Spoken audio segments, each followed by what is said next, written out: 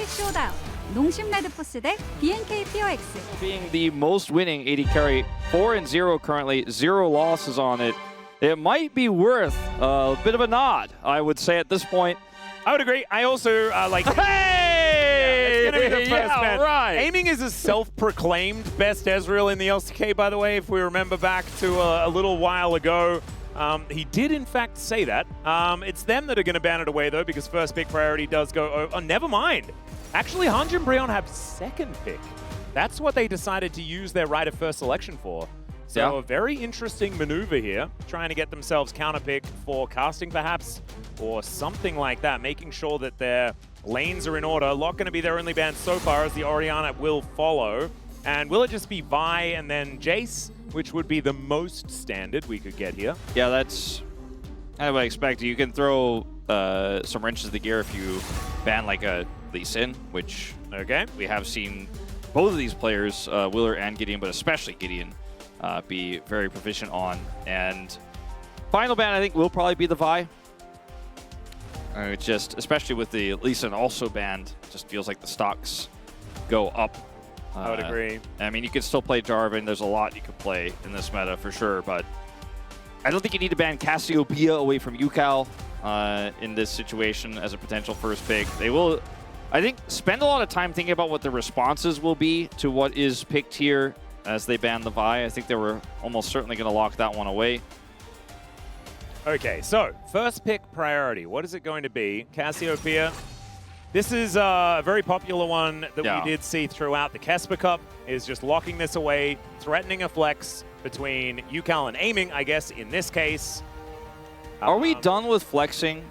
No. I start to wonder if we are. You know, it's just not working. Camille Jarvan, wow, a lot of setup here, and it also links into a potential Roamer Syndra pick here into the Cassiopeia. Or a Ziggs for Teddy, perhaps, if you would like to go that route. There are a lot of things that you can pair alongside this Camille. It could work very, very well. See what the response to this Jarvan pick is going to be. It could just be the Xin, as that's very common. Nefiri is one of the favorites right now with the Cassiopeia. Yep, especially for Willer as well. Yeah. The Shen, another big one, into the Camille. Yeah, a lot of people have been going towards. That's really the main pick I'm expecting to see here, or was expecting to see. We've already seen the Nefiri. Leona has been a counter pick as well, but not as common, not as strong with the matchup, and with Shen still available and the ability to still technically flex it, makes it a pretty appealing one here for Andil to lock down.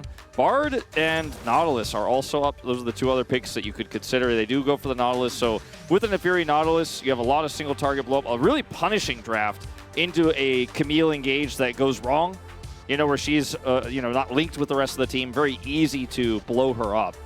Yeah, I'm a little bit perplexed though, because now it's a very free Syndra pickup, and you've already shown your support. Counter pick for support has been pretty popular here, and I guess, I mean, Hanj and Brion will be able to answer this Nautilus when they come out of this next ban phase, but they can ban a couple of things away to try and shore up this Nautilus pick for Andil. I just don't know whether it was necessarily under that much threat of being banned, whether it feels like a checkmate as far as the answer to the Camille is concerned. And I say counter-picked away, I mean the Camille's already locked in, so that's a little bit silly. Still looking towards the top side of the map, as the Cassante is going to be banned here by the Bros. All right. See what the next response is going to be here, because it's tough to know 100% that this Syndra is going to the mid lane. I think it will. Teddy's been a bit of a Syndra bot lane enjoyer in the past as well, actually, even in metas that weren't like this. Yep. He's one of the players who's played Cassiopeia bot lane this year, so it's tough to judge. So instead of putting the focus on the top lane makes a lot of sense here.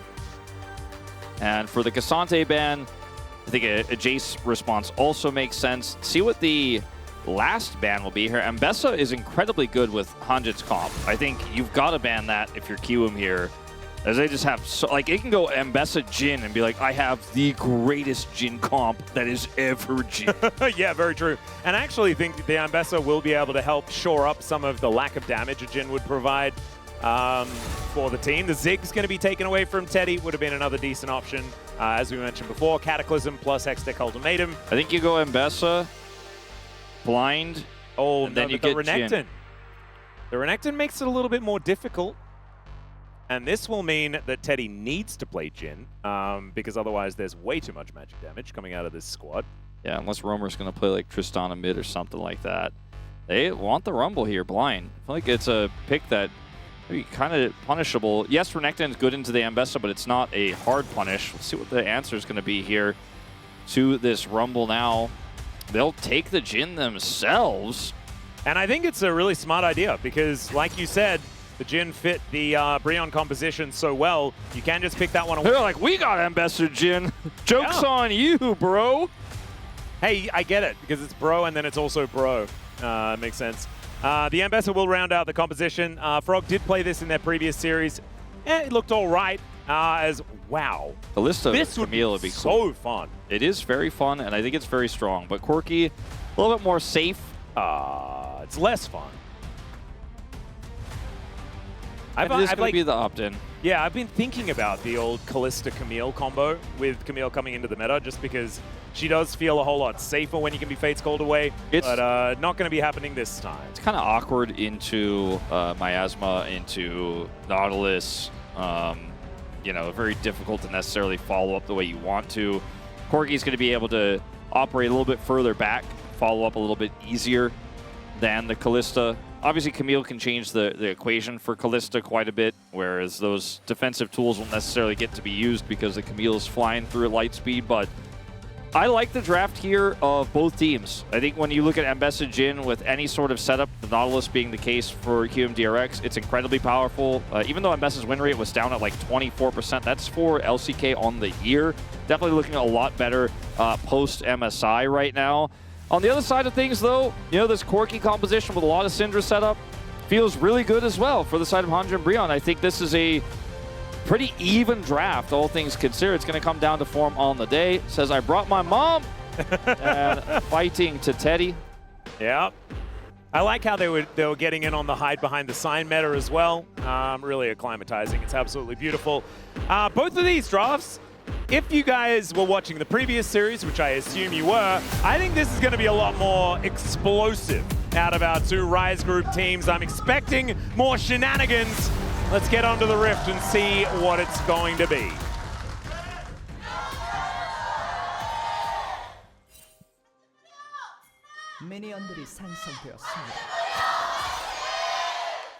All right, here we are, ladies and gentlemen, onto the Rift for game number 1. KMDRX versus Hanji and Brionne. And the KRX fan chant was all over the place, Wolf. I'm hoping they tidy it up moving towards game number 2. I think that will really help the team stay more coordinated. There were a ton of... So when we came into the... Speaking of the audience, when we came into the audience, which was the first audience here locally in Law Park because the other match wasn't being played here, it was in Kintex, I heard a lot of English, okay? I heard a lot of English. And then I was like, oh, of course, because it's Bro playing. And I think there's even some Bro fans on the QM side as we do have Namgung taking a little bit of damage here. Yeah. But again, always important to remember that not only do Bro have a lot of foreign fans, but QMDRX, because of their incredible Cinderella story in 2022, which did take place in the United States, also have a lot of Western fans as well. Yep, it's true. And this team has been around for a long time as well, you know, even back when they were DRX before picking up that world title. Had a lot of fans because of, you know, Deft and Chovy and so many of these greats that have played for the organization in the past. Also, the old name, Kingzone Dragon X, was just pretty appealing. Yeah, it was. Even Longzhu was kind of cool, you know. There was a lot of cool stuff with this org dating back throughout all of the different iterations. But still, we digress. They do have a slight gold advantage here at the beginning of this one because Aiming and Andal are able to get the shove on this wave. And nice scatter here from Romer, actually, onto Yukal. We'll be able to win out on that trade quite nicely. We're expecting the Syndra to have a pretty good time into the Cassiopeia. It was a counterpick opportunity here for Roma. He did elect to go for the Syndra in that case. I think it's a really fun test because this is the second time we've seen an 80 carry swap, a trade, this season. And like the second time we've had it this season on top of like never having it basically in any memorable time before ever in LCK history. and both of them being related to some sort of internal team dispute, meaning that Aiming doesn't really, at least from what we know, or what we can assume reasonably, have a ton of scrim time with this roster, right? Like, Gio was playing in Kespa Cup very recently, and now we know why Fenrir was playing in Kespa Cup when KT was otherwise fielding the whole roster. But, like, how well can he synergize with his team, with Frog also playing here versus Bro, who've been playing this whole roster all year, is a really big question.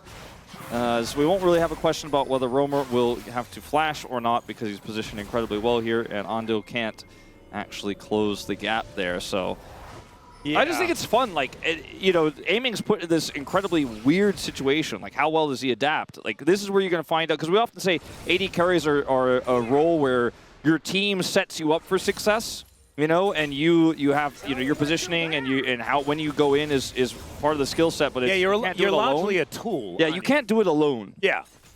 You're often used by the rest of your team in order to get the victories, to do the big damage. But like you say, do have to be on the same page. And it's interesting that you talk about sort of the Diablo Taeun trade, because that didn't go the way a lot of us expected, right?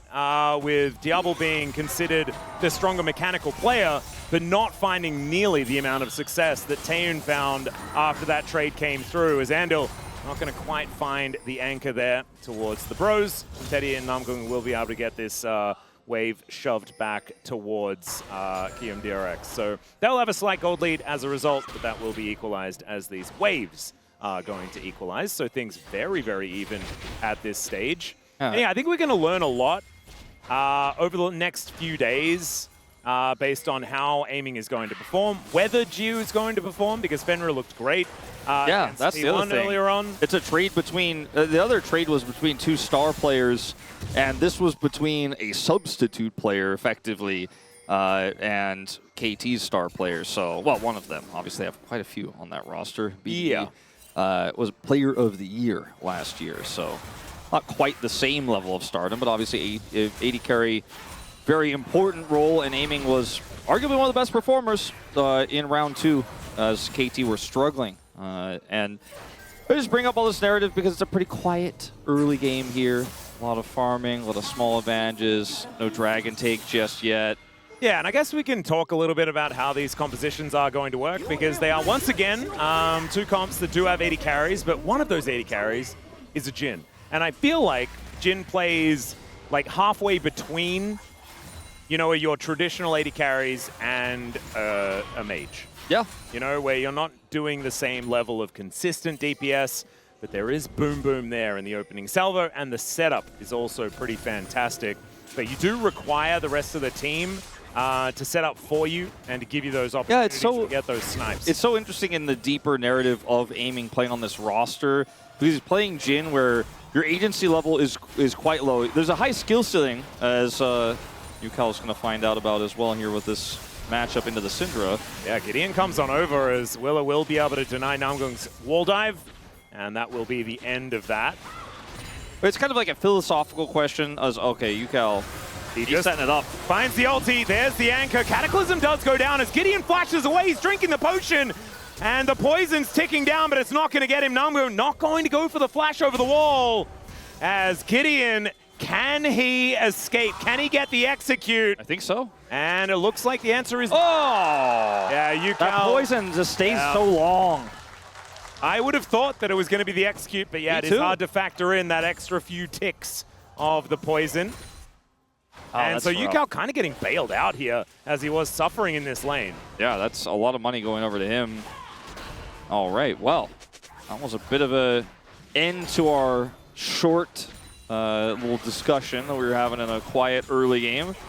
As it was a numbers game initially that looked like Bro were going to win, but nice turnaround there from Yukal off vision, gets the ult, and Gideon is unfortunately unable to escape. So Gideon here level 6, right, gets caught instantly, and with this setup here with Romer having scatter, they want to try to turn this with a Cataclysm play, but they're just not able to really get full access to the backline. So Gideon is just, because he was the one who went back in for the re-engage, no one was left out to dry, and the burn from the poison ticks through, so I think he's got to be like a second off there, but still, yeah, I feel like if he had walked to the inhibitor turret instead, it might have been an execute, but I don't blame him. I was kind of feeling like it had been enough time.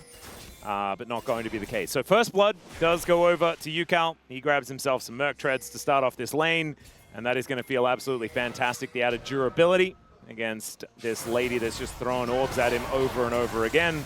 Willer and Andor have just been living here in mid lane. I wonder when Willer is going to do his bottom side camps, as there is the Dragon Flag to not actually get too much CC, but here is the engage. It's a lot of damage onto the Syndra, and down she will go. The curtains were called as well, as aiming helps them lock down those kills. And KRX, they are not slowing down. All right, well, I mean, play through your mid lane. First pick Cassiopeia is the answer. He was losing the lane initially with a counter pick. Syndra actually doing quite well. However, with all of these resources gained, or given to the mid lane, he gained a kill, grabbed an assist on the second play here. Roamer will have to TP back to lane, but a lot of early value.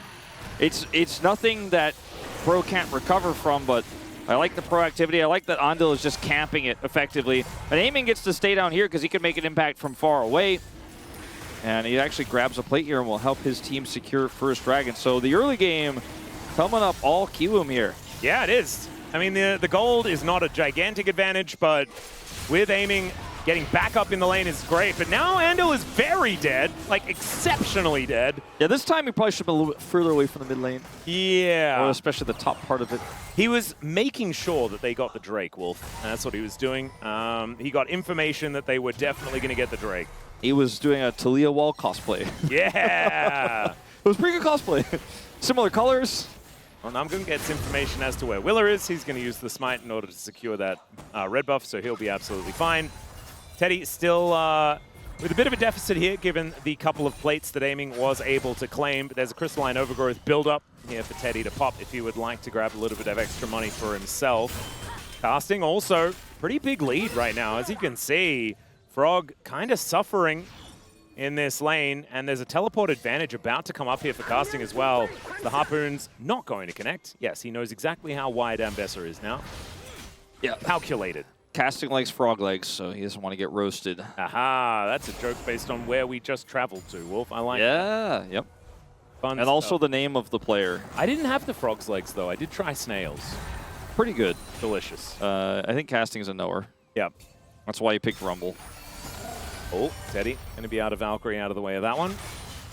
This bottom lane, we keep trying to see if it's going to be interesting. It just hasn't been, you know? Yeah. It's when Camille's in the bottom lane, you're like, oh, something will always happen. No, not necessarily in this matchup, especially when the supports are actually supports for the mid lane, as most of this game has been. But they were all four down there for a second. Yep. Did you see that, by the way? Roamer was roaming. Yeah. That was pretty cool. He does tend to do that occasionally. You know what's really sad? The fact that the caster bot lane meta hasn't stretched to Annie bot lane yet. And so we can't have Teddy as Teddy. No. Because he could play reverse Annie, and then he's actually just a Teddy. Yeah. Which would be so good. Or Volleybit bot lane, that's another opportunity. As now Namgung's going to fly in.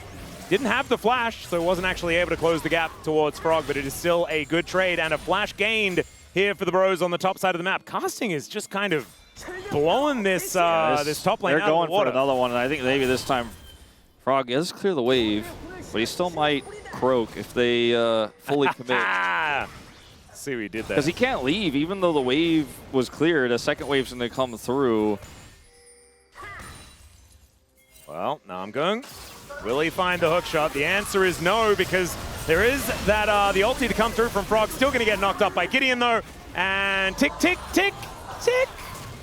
And the Ignite goes down. Namgung holds onto the turret aggro for such a long time. Finally, he gets flagged, but the 1-for-1 comes in. And Namgung is going to die. I think suffering for the sins of his other players. Not to mention all the extra time spent here. Teddy swaps topside, and this is going to force the TP bottom. Aiming got 700 gold, the advantage from just sitting down there and slowly picking away at those plates. Now he's going to Ghost Blade back to the top lane and try to match Teddy up there, but ends up getting a lot of damage done. So that was such a weird passage of play. Top laner of KRX definitely lasting a bit longer than they really wanted him to here. As turret's charging, gets away, and then watch this. Ignite drops, and he just doesn't hit. no. 잡았다. And he walked back And in. he's like, I got him. I think maybe like Gideon would have just died instead if Namgung had have dropped turret aggro, but unfortunate there. And so KRX going to retain the kill lead, but Bro with a 1,000 gold advantage at the moment. Largely because, as you can see here, casting is almost 30 CS up, which is kind of insane. Yeah, it's quite a substantial advantage. You could say he's leaps and bounds ahead of golly, the top laner for KRX. I think I know how well he's going to get across the road. Yeah. We're about to have a first item completion for this Rumble as well. I've not yet seen a big straight-up team fight. I wouldn't really call what happened to Gideon in the early game that. It was kind of a disjointed situation. Good punish from UCal. Also very close to an execute as well. Yeah. At that instance. So, you know, these compositions are going to scale very differently, right? The Cassiopeia scales incredibly well. The Jhin has a lot of setup from ahead. The Zambessa is behind, but that doesn't necessarily mean that with the setup they have in this draft that can't just turn around very quickly. Oh. Aiming is a bit far forward. Yes, he is going to be put into the ultimatum as the flash out of the way of the anchor comes through. Gideon just skewers the new 80 carry of KRX. And now the rest of them have to get away, but it's so difficult. Flag and drag locks down Andal. Gideon standing in the way of any attempted anchor play. And down they will go. The Bros now erupt into a 2,000 gold lead. Yeah, that's all it takes is just a big overextension to give the opportunity. I mean, it's the Syndra setup, easy follow-up to the Jarvan. Oh, Jarvan, God. 4 kills, by the way. Yeah, and it's also so much worse than that. There's so many plates raining towards Teddy right now. Teddy he was very far behind aiming because of the pressure that aiming was able to get in the alone time onto the turret bottom side. And now just like that, he's killed. And Teddy's right back into the... I mean, this is like illegal levels of being way too far out. Like, Ghostblade was kind of cute. He's like, maybe. He flashes as well, but unfortunately Gideon is able to get the extension and just impale him from behind. They get that final auto to secure the kill. If the kill went over to Teddy, I feel like that's the only way this goes worse, frankly. But he still gets the plate gold you pointed out. Picks up a bounty of his own, albeit very small. And KRX definitely on the back foot here in this one from now on. Yeah, they are going to be able to get themselves the Herald. That is definitely good news. KRX try and make their way back into this game. Might be able to use that to grab themselves the first turret, as a lot of them looking a little worse for wear, especially that bottom side. Still, Teddy is very close to knocking down the front door. UCal possibly getting closed in on here. I really feel like Camille entering the meta was great for Namgung, just based on his playstyle. Yeah, no, exactly. Like the Elise Pike guy. He is getting another one. Eclectic engaged champion player. Yep. And pick-based player. So it does make a lot of damage sense. support player, I guess you could say. So feeling right at home on maybe this if Camille. that's the case, maybe he's got to pull out the brand next. Oh, there we go. Xerath. What's the most popular one here in Korea? Like LeBlanc support for I don't even want to play support. I'm just going to play this and basically troll you. Or Teemo. Yeah, that's a good one too. I like Yuumi with Cleanse Ghost. Or even worse, Yuumi with Flash Ghost. Rude. Yeah, that's a dodge for me, dog. Yeah. Cat. Yeah, there you go. Yeah. We're keeping the animal theme rolling. Indeed. Well, Teddy is going to have to help his squad defend this drop of the Herald. Like, they were able to pick this Herald up earlier, and they're just going to drop it with no objective up and just try to put it in. Gideon could try to stop this from charging. He's yeah, there's go for Cataclysm forward. They're looking for aiming. Who doesn't have flash? He's just dead. And yes, Shelly gets the charge, but the Bros get their target, and there is no way that this turret is falling down. Casting just putting the pressure onto Frog here towards the bottom side, and UCal, yes, he gets a crash in the top lane, but Roma is barely even going to miss out on a few of these creeps. As the Bros move to a 2.7k gold advantage, they'll be able to get first turret here as well. That should be over a 3k, and it is. Yeah, I mean, it's a very simple equation. You have Rift Herald charging, and that's going to get a lot of our turret, but I'm going to get your AD carry and the whole turret, and now looking like a potential second turret here as Yukal tries to defend. Yeah. I think AD carry plus first turret, it does not equal small charge and some plates. Yeah. It's rough, too. I mean, considering the Rumble had a lead, and that's like where the rest, like, we haven't seen any more attention towards Rumble at all this game, right? Like, it's just been playing through the picks in the mid lane, getting that turret down. We did see, you know, the attempt, right, to kill Frog, and he traded a kill back, and etc. But that was a lead that was already there. The rest of the leads have just kind of been set up by Bro looking for good punishes. And if nothing's given over this Ambessa, Frog's just still going to be in the tadpole stage for the foreseeable future. It's not looking great. I mean, he might be able to get something done in a late game team fight with this Cassiopeia if we can get the game to a stabilized point at like 25 to 30. But Bro has so much of a tempo advantage. The composition that is really strong in skirmishes from ahead. This turret is still surviving. It is, just barely. But I'm glad that you bring that up, because I do think that we are hitting the stride of the Bros right now. 2-item spikes coming in. Roma and Teddy, both of them have those collected. Casting also has his arm guard now complete, so that's basically 2 items. Gideon has all the kills, and so he's definitely got 2 items. Like, this is such a big power spike for the Bros. It's kind of weird how late Teddy's tier stacks are in this game, also considering how quickly he put it together. But yeah, still needs 64, which is quite a lot. It's kind of weird. I don't, maybe I missed something on his tier buy timing and it was just a little bit later than usual, but either way, he's going to put it together. He stacks it a little slower than some of the other 8 carries, like Ezreal perhaps. Now that he throws rockets around forever, after hitting level 6, it is a little bit quicker, but before that, cooldowns are a little bit worse, as the Anchor is not going to even hit the wall there. As the Scatter the Weak comes down, the Flash and the Depth Charge come out, as Namgung is just able to wall dive his way out of there. So a lot of buttons going wide. A teleport is going to be committed as Casting looks for some harpoons. He's running real quick and has that extra shield for the durability. And there's no ult for Andil anymore. They don't have control over the space here. It's Ocean Soul with his brush here. It's so hard to fight without vision for KRX, but they're going to force it anyways. Yeah, Casting, he's in range for any sort of equalizer. Scatter the Weak goes down. Willer is going to get zoned away. He does manage to get the Dragon, but he dies immediately afterwards. Andil's going to fall down as well. There's Dragons falling over, and there is turrets falling down, but KRX are also just going to get destroyed. 3 dead in trade for that Drake. And the Bros, I think, still pretty happy. Yeah, absolutely. I mean, it's just an Ocean Dragon here, not even Soul Point. And they had full control. And KRX just went in. They had no vision. They had no way for Frog to look for the setup he wanted there. They didn't have the Andil ultimate because he used it in the exchange where it was just traded for Camille escaping. Yeah, I want everyone to notice that also Namgung didn't even have to ult in the fight. He didn't even need it.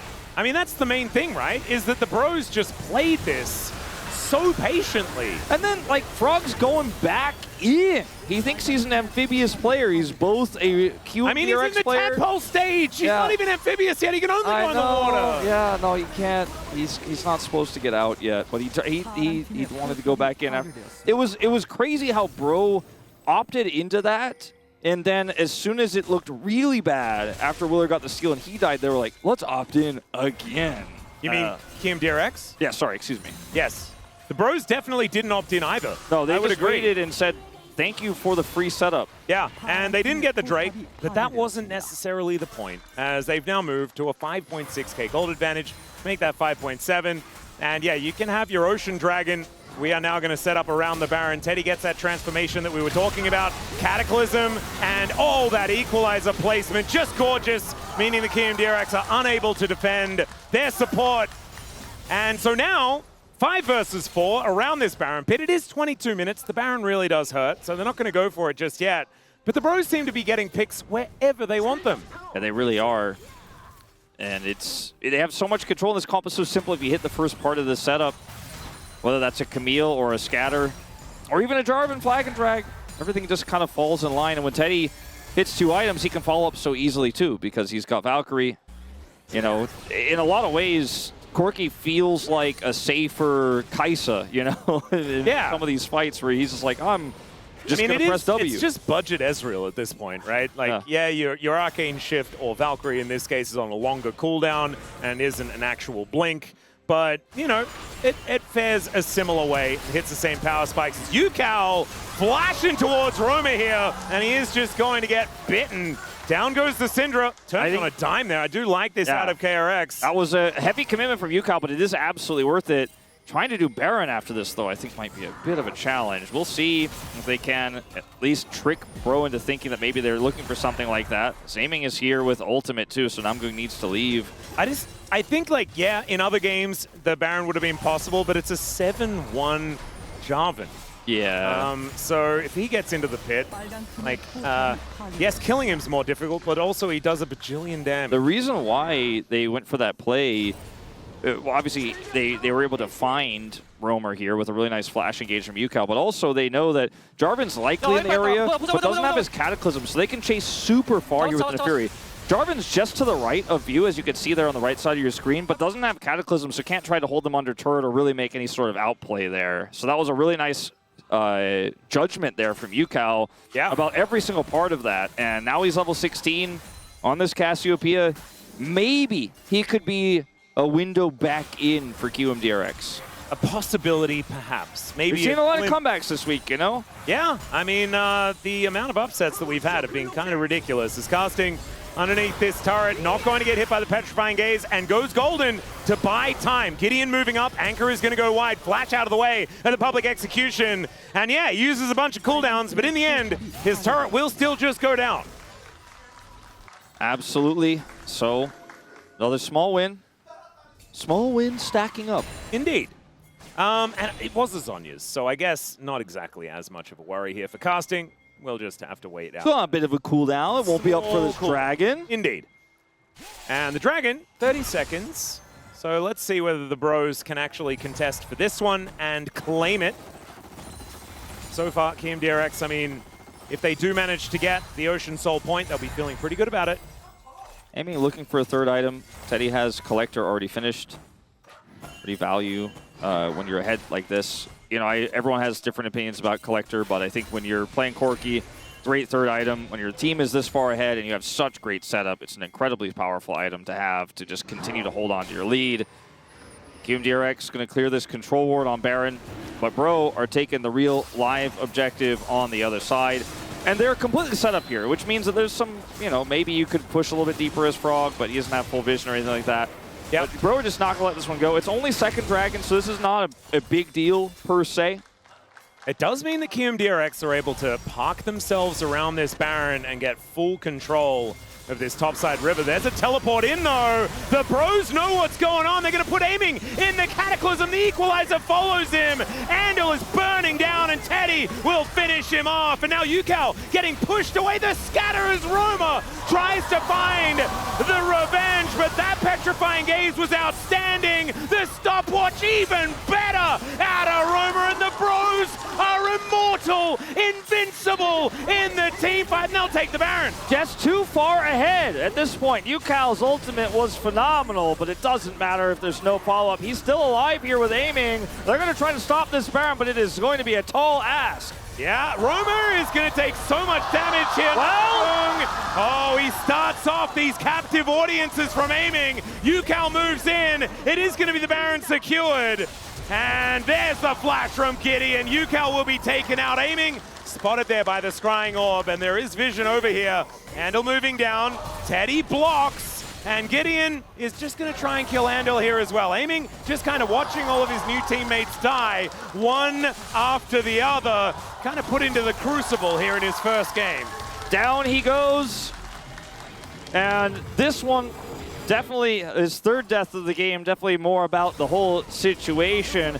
Don't think you can blame Team Synergy on his first two in the mid lane, though, in this one. As in this fight, it's a double TP into the back line, but Gideon's right where he wants to be. Aiming's forced to flash because of the setup there and the equalizer. Ando gets taken out, and now QMDRX are split because of this wall here, and Yukal is the target. Now his ultimate here is phenomenal. Four-man. But there's just no fall. Frog is so weak.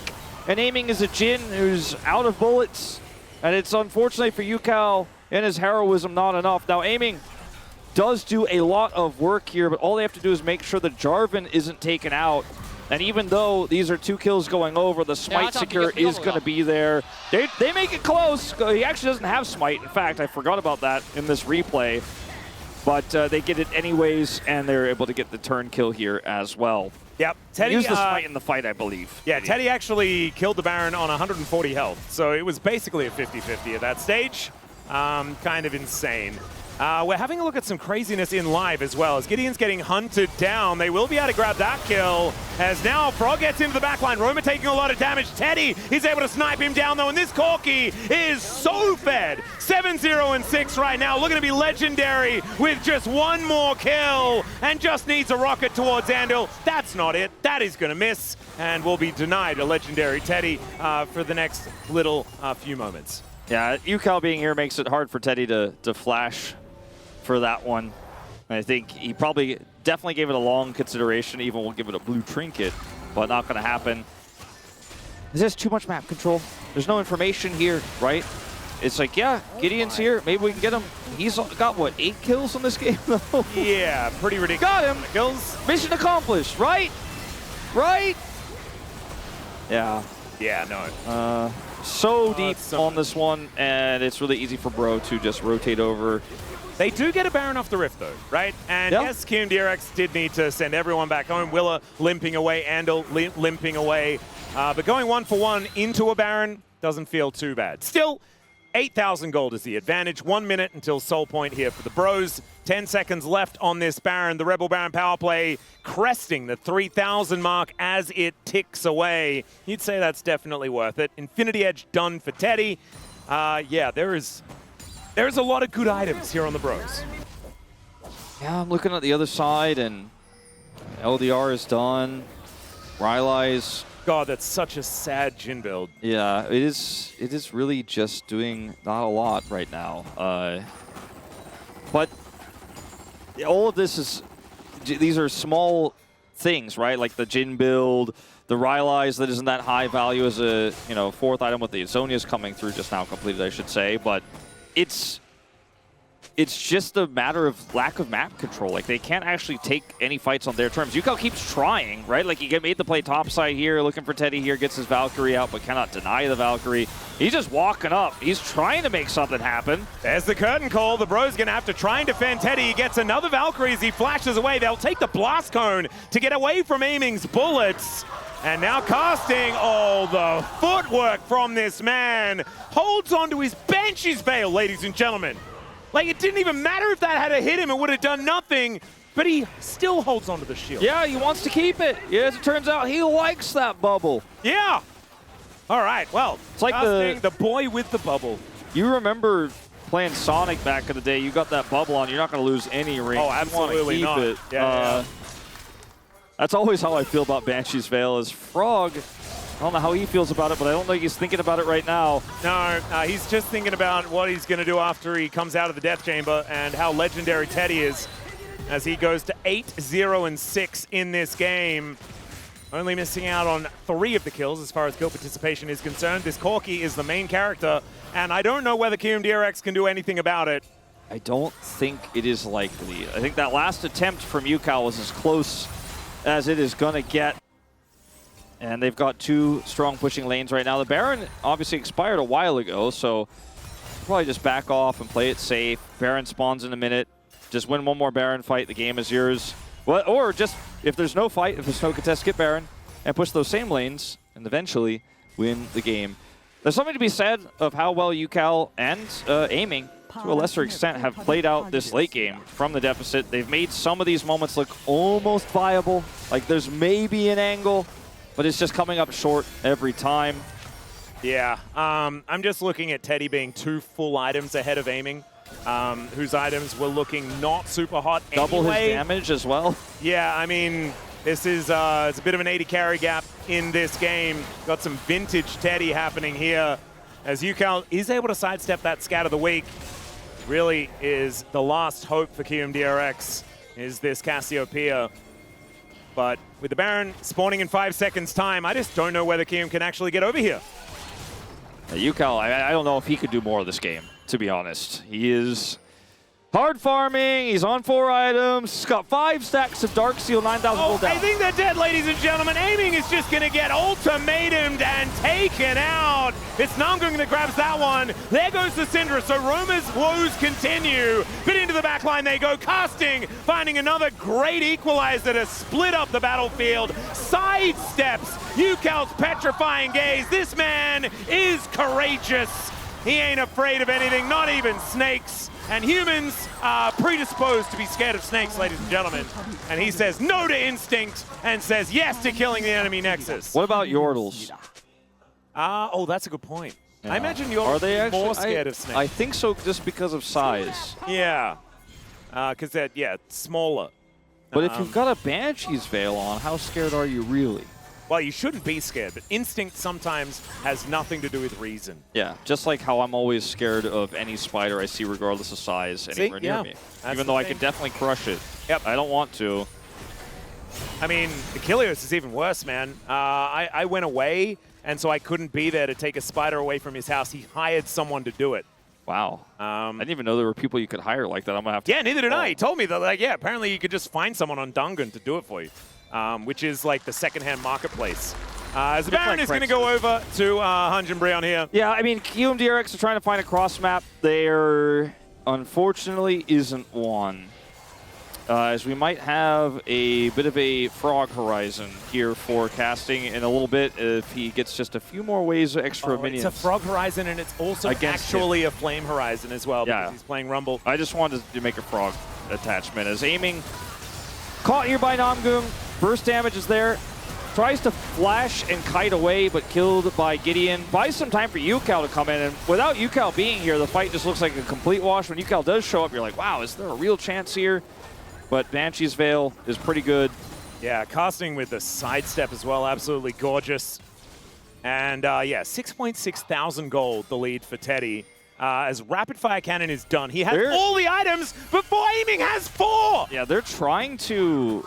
really, I mean, they're very aware that Yukal is the problem. They're trying to find angles on him, and Yukal is just going to run away. So they're like, all right, well, we could just end the game, by the way. Yeah, why don't they just walk towards the base? Well, I don't ever ask that to Digon about his squad. We ask that question a lot when he's not around, but when he is around, he is listening actively as he is right now. It's sometimes a question he doesn't really like to hear. But, look, they are kind of eventually getting the other parts of the base. They're trying to 100% this game. You know, they're getting the platinum. They're getting all the trophies. They're getting all the achievements. I do respect it. Finishing out the Pokedex, you know. Do you reckon they'll also get Mew? Technically, does it count as completing the Pokedex? Like, if you don't have access I think to like, having the event to get the Mew? I think 100%ing the game also on Aiming's debut trade game counts as getting Mew. Pretty much. Ah, there you go. Like, it's a pretty rare promo to have the first aiming game on KRX after a trade nobody saw coming. It's basically Mew. It's pretty impressive. Yeah.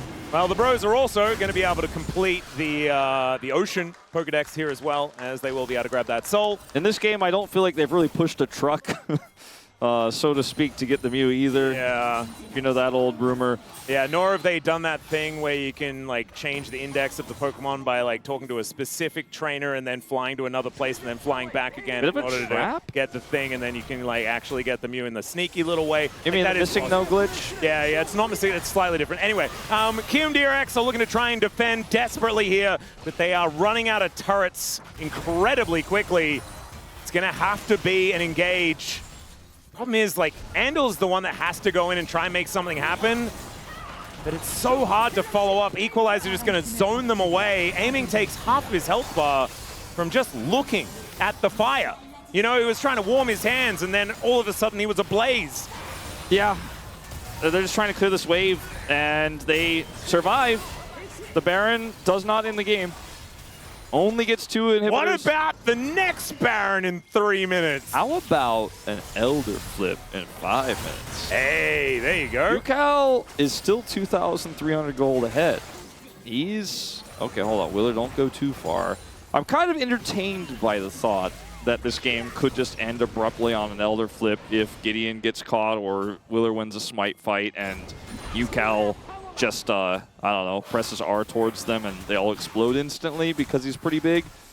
I mean, it's actually, is Yukal big or is Romer small? It's kind of a question of both. I'm feeling that Romer is small at this stage. Looking at the items, I'm like, well, he's getting there. He is the biggest lead. He is the biggest problem, and he is a lot of consistent damage, whereas Romer is not.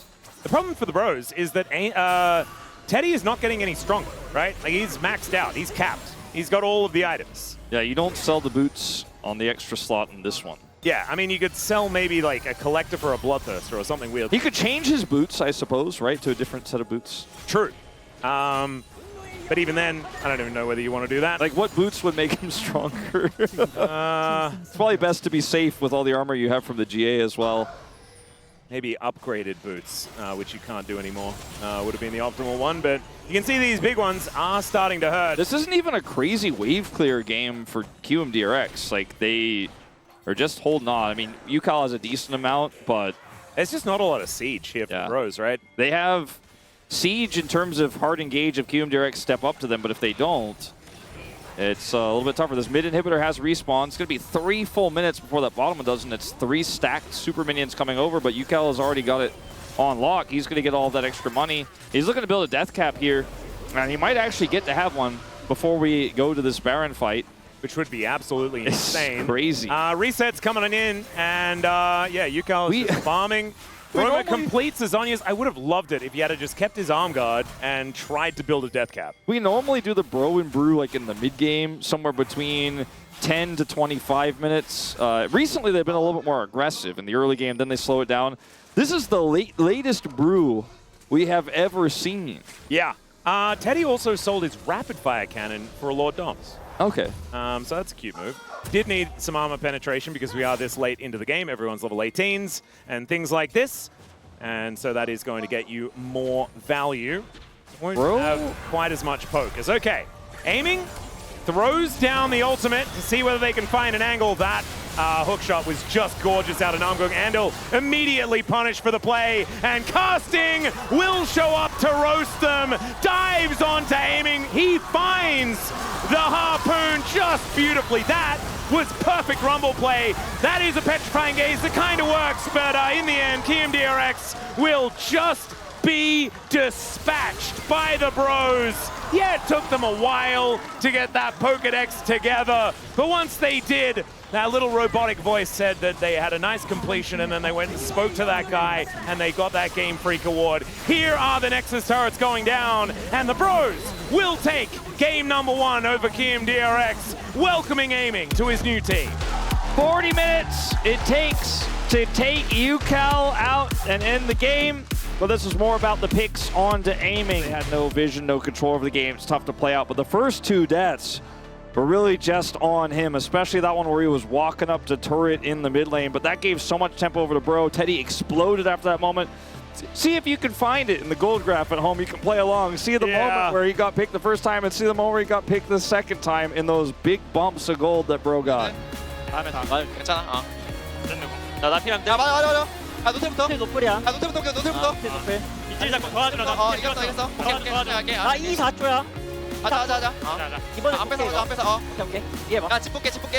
막자. 간다. 같이 봐줘, 얘들아. 다시 봐줘. 끝났어. 야. 나이스. 아깝다. 아까 탑 갔어야 됐을 것 같긴 해, 얘들아. 근데. 인정. 잠깐 탑 하나. 굿.